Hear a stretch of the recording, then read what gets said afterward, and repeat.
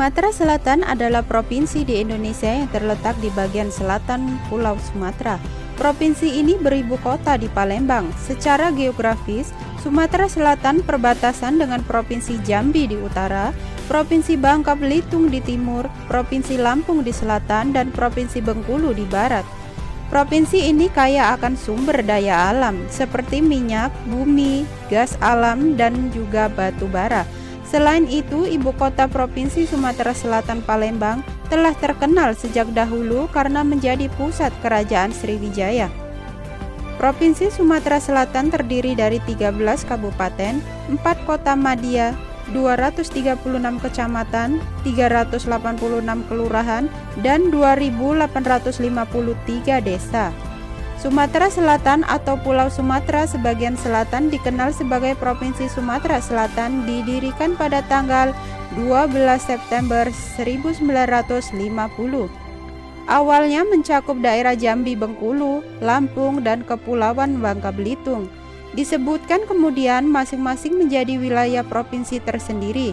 Meskipun sudah menjadi provinsi, namun keempat daerah ini tetap memiliki akar budaya bahasa dari keluarga yang sama, yakni bahasa Austronesia Proto-Bahasa Melayu dengan pembagian daerah bahasa dan logat antara lain seperti Palembang Ogan, Komering, Musi, Lematang, dan masih banyak bahasa lainnya. Setidaknya ada 5 agama yang ada di sini seperti Islam, Katolik, Kristen, Buddha, dan Hindu. Hubungan sosial terutama didasarkan kepada semangat kebangsaan, walaupun dalam kehidupan sehari-hari sangat dipengaruhi oleh adat istiadat seperti dalam bercakap-cakap atau cara bicara yang sopan. Pada umumnya penduduk Sumsel sangat hormat kepada para tamu dan pengunjung yang berasal dari daerah lain. Di Provinsi Sumatera Selatan terdapat banyak tempat wisata seperti danau, gunung, taman bunga, air terjun, sungai, tempat bersejarah, dan masih banyak tempat wisata lainnya. Berikut ada sebagian kecil tempat wisata di Sumatera Selatan. Apakah saja itu? Namun sebelumnya silakan tekan tombol subscribe, like, comment, and share, dan aktifkan lonceng notifikasinya agar kalian tidak ketinggalan dengan video terbaru aku.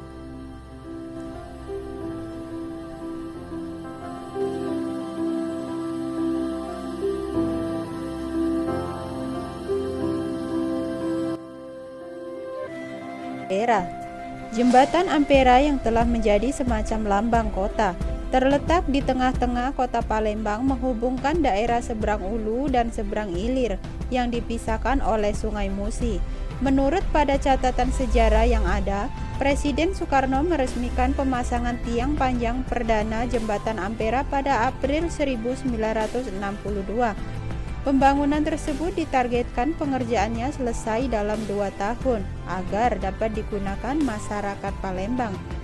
Kini tak hanya masyarakat Palembang saja yang bisa menikmati fasilitas dan keindahan jembatan ini, tapi para wisatawan dari manapun sangat ingin berkunjung ke tempat jembatan yang keren ini.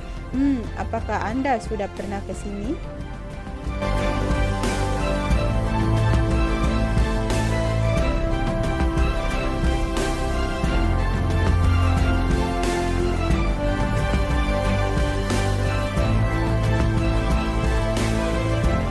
Di kaki Bukit Dempo terdapat kebun teh yang sangat indah.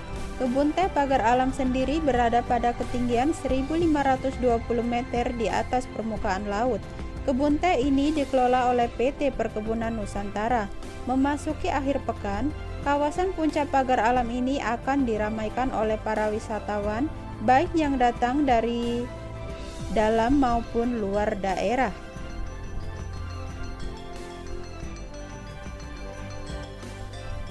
Arung Jeram Sungai Mana.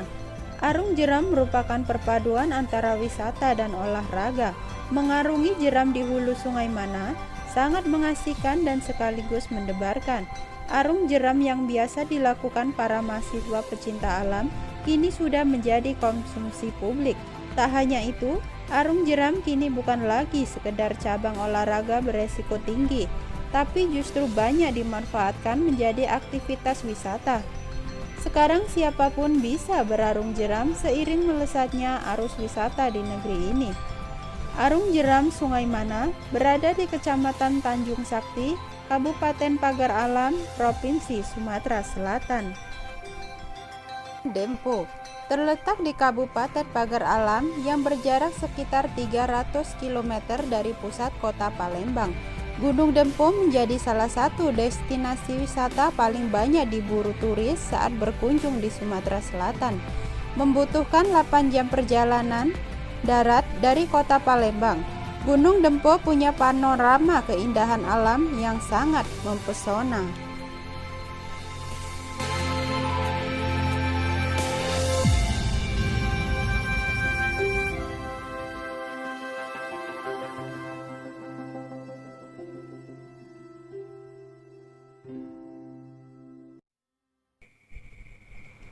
Rumah Limas merupakan prototipe rumah tradisional Sumatera Selatan. Selain ditandai dengan atapnya yang berbentuk limas, rumah tradisional ini memiliki lantai bertingkat-tingkat dan hanya dipergunakan untuk kepentingan keluarga seperti hajatan.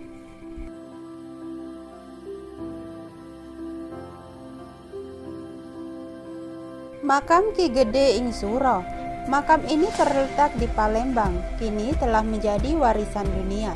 Beberapa penelitian dari Amerika, Australia, serta negara lainnya melibatkan pendiri kerajaan Islam Palembang tersebut.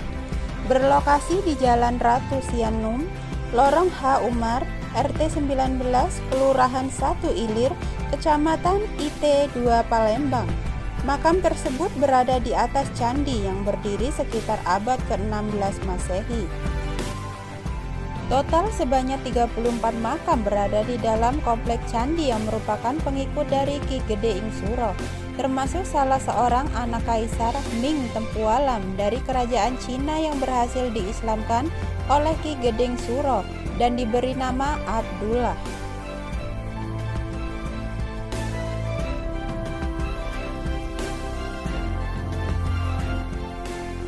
Bukit Siguntang. Bukit Siguntang adalah sebuah bukit kecil setinggi 30 meter dari permukaan laut yang terletak sekitar 3 km dari tepian utara Sungai Musi dan masuk dalam wilayah kota Palembang, Sumatera Selatan. Di lingkungan sekitar bukit ini ditemukan beberapa temuan purbakala yang dikaitkan dengan kerajaan Sriwijaya yang berjaya sekitar kurun abad ke-6 sampai ke-13 Masehi. Di puncak bukit ini terdapat beberapa makam yang dipercaya sebagai leluhur warga Palembang.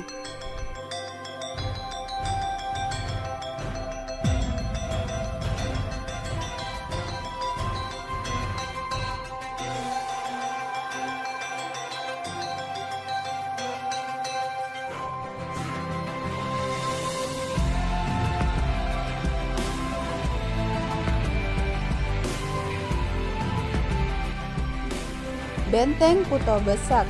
Benteng Kuto Besak berada di Jalan Sultan Mahmud Badarudin 19 Ilir Bukit Kecil. Benteng Kuto Besak juga ada artinya. Kuto artinya kota atau puri benteng. Kubu yang berasal dari kata Sunsekerta dan Besak artinya besar. Benteng yang awalnya mulai dibangun pada tahun 1780 dengan arsitek yang tidak diketahui dengan pasti dan pelaksanaannya ditangani oleh seorang Tionghoa. Waktu yang dibutuhkan untuk membangun benteng ini kurang lebih 17 tahun. Benteng Kuto Besak ini sebenarnya adalah keraton keempat dari Kesultanan Palembang loh guys.